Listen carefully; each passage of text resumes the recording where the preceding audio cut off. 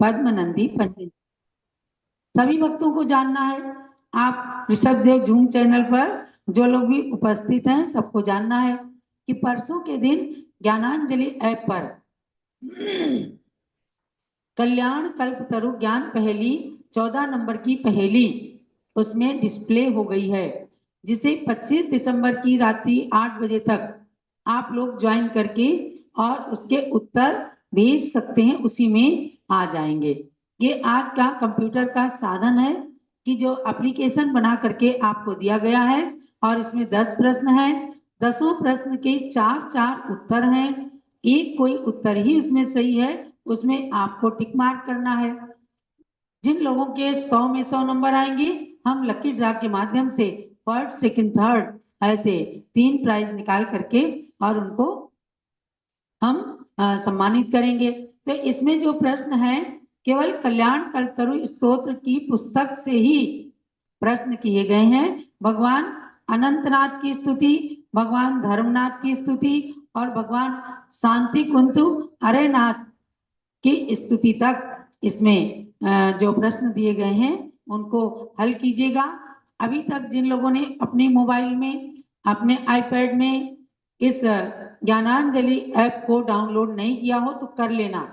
आप जो लोग यहाँ आए हो ना, सब लोग भी ध्यान से सुन लो कि गूगल प्ले स्टोर से या एप्पल स्टोर से इसको अपने अपने फोन पर डाउनलोड कर लें और उसको खोलते ही आपको पहेली दिखाई देगी। हमने पिछले दिनों से 13 पहेलियां डिस्प्ले की और बहुत सारे लोगों ने उसमें 700-800 लोग ऐसे भाग लेते थे और उसमें से हम 15 प्राइज निकालते थे। इस अभी 14 नंबर की पहेली डिस्प्ले हुई है, तो आप लोग उसमें भाग लेकर के और इस एप्लीकेशन में और भी बहुत सारी चीजें हैं जिससे आपको लाभ प्राप्त होगा। तो ज्ञानांजलि ऐप को डाउनलोड कीजिए। अब मैं चलती हूँ पद्मनंदी पंचविंशतिका की ओर। ओंकारं बिंदु संयुक्तं नित्यं ध्यायन्ति योगिनः कामदं मोक्षदं चैव ओंकाराय नमो नमः। आचार्य श्री पद्मनंदी स्वामी की यह अमूल्य कृति है पद्मनंदी पंचविंशतिका और इसमें 25 अध्याय हैं, इसलिए पंचविंशतिका कहा गया। एक अध्याय तो पूरा हुआ, धर्मोपदेशामृत नाम का अधिकार, और दूसरा अधिकार हमने कल से प्रारंभ किया, मुनि धर्म का कथन। इस मुनि धर्म के कथन में सब कुछ बता दिया कि जो 28 मूल गुणों का पालन करते हैं और 12 प्रकार के तप, 12 प्रकार का संयम, 10 प्रकार का धर्म, 5 आचार आदि समस्त उत्तर गुणों का भी पालन करते हैं, ऐसा मुनि धर्म अक्षय पद को प्राप्त कराने वाला होता है। अब उसने कहा कि जब मुनिगण अपने मूल गुणों का पालन करने में निष्णात हो जाते हैं तो अपनी चैतन्य स्वरूपी आत्मा के अंदर भी तन्मय तल्लीन होते हैं। इसलिए कहा है कि सज्जन पुरुषों का को उन मुनियों की शरण में जाकर पर पदार्थों के प्रति संसार से अपने मोह को थोड़ा थोड़ा छोड़ करके और निर्मोही बनने का प्रयत्न करना चाहिए। अब आगे 40 नंबर के श्लोक पर हम आते हैं। मुक्त्वा मूल गुणान्यतिर्विदधतः शेषेषु यात्नं परं दंडो मूलहरो भवत्यविरतं पूजादिकं वाञ्छता एकं प्राप्तुमरे प्रहारमतुलं हित्वा शिरश्छेदकं रक्षत्यंगुलिकोटिखण्डनकरं कोन्यो नरो बुद्धिमान। इसका हिंदी अनुवाद भी है। जो यति पूजा की इच्छा से नई मूल गुणों को पाल रहे, उनको आचार्य मूल छेदक दे करके दंड बताते हैं। जैसे अंगुली का अग्रभाग सिर छेदक बाण न रोक सके, वैसे ही मुनि के उत्तर गुण नहीं मूल गुणों के दोष ढके। यानी कैसे जो उत्तर गुणों का पालन करते हैं, मूल गुणों की ओर ध्यान नहीं देते, उनके दोषों को कहते हैं। यानी मूल माने होता है जड़।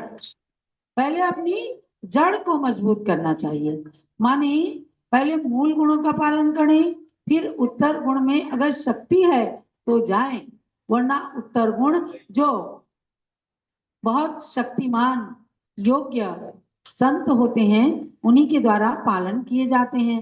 आज तो हमें कोशिश करना है कि कम से कम हमारे मूल गुण तो पल जाए, मूल गुण में तो दोष ना लगने पाए। इसके लिए कहते हैं कि युद्ध करते समय अनेक प्रकार की प्रहार होते हैं, उनमें कई एक तो सिर के छेदने वाले होते हैं तथा कई एक अंगुली के अग्रभाग के छेदने वाले होते हैं।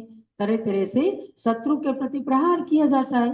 कभी कोई उंगली को छेद देते हैं कि ये धनुष बाण ना चला सके, कभी कोई सिर को छेद देते हैं। यानी वहां लक्ष्य केवल एक होता है कि हमें शत्रु को वश में करना है, शत्रु को मारना है और खुद विजय प्राप्त करना है।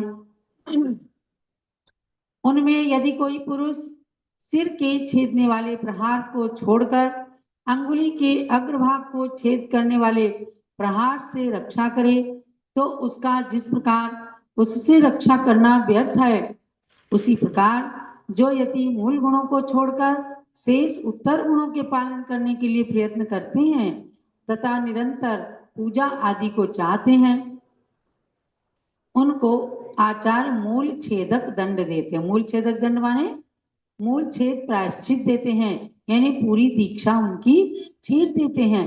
इसलिए मुनियों को प्रथम मूल गुण पालना चाहिए, पीछे उत्तर गुणों का पालन करना चाहिए। अब सोचो अगर सिर ही किसी ने काट दिया तो उंगली क्या करेगी? इसलिए पहले सिर को काटने की रक्षा करने के समान अपने मूल गुणों का पालन करके अपने मस्तिष्क को, अपने मन को, अपने शरीर को थोड़ा कंट्रोल में अनुशासित करके जो गुरु ने हमें व्रत दिए हैं उनका पालन करके, और यदि शक्ति है तो उत्तर गुणों का पालन करें, अन्यथा कम से कम मूल गुणों में रहें, मूल गुणों का पालन करें। इसलिए आचार्य देव ने यहाँ पर उदाहरण भी दे दिया है प्रहार का, क्योंकि शत्रु का प्रहार ये कर्म रूपी शत्रुओं के लिए कहा गया। कर्म रूपी शत्रु हमारे पीछे लगे हुए हैं और उन्हीं शत्रुओं पर प्रहार करके या उन शत्रुओं का प्रहार सहन करके उनको जीतना और उनको पराजित कर देना, यही अपना मूल लक्ष्य होना चाहिए। इसलिए कहीं कहीं कहा भी है ना कि जो जीते युद्ध में शत्रु उसे रणवीर कहते हैं, जितावे युद्ध में शत्रु उसे शमशीर कहते हैं, तलवार। बचावे लाज सतियों की उसे रघुवीर कहते हैं, जो कुंडलपुर में जन्मा है उसे महावीर कहते हैं, जो कुंडलपुर में जन्मा है उसे महावीर कहते हैं, जो कर्म शत्रु को जीते उसे महावीर कहते हैं। महावीर जो महान वीर रहे और उन्होंने समस्त कर्म शत्रुओं को जीता, हम उनकी संतान हैं, यानी हम उनके शासन में रह रहे हैं। इसलिए अपना कर्तव्य है महावीर के समान बहुत बड़ी तपस्या ना कर सकें, महान व्रतों का पालन ना कर सकें, तो कम से कम जो मूल गुण हमें प्राप्त हुए हैं उनको निरतिचार पालन करने का अभ्यास करने के लिए ही इस 40 नंबर के श्लोक के अंदर मुनि धर्म के कथन में आचार्य श्री पद्मनंदी स्वामी ने कहा है। ये किसी की व्यक्तिगत कहानी नहीं होती है, यह हर संत के लिए आचार्यों के उपदेश हैं, क्योंकि हम इन आचार्यों के संतान के समान हैं, हम बालक के समान हैं इनके लिए। तो बार बार उदाहरण देकर के बताते हैं कि भव्यात्मन अपने मूल गुणों की रक्षा करो, राग द्वेष में मत पड़ो, संसार के अंदर रह करके ही संसार को परित्याग किया जाता है। इस प्रकार से आज का ये स्वाध्याय संपन्न होता है। जावाणी के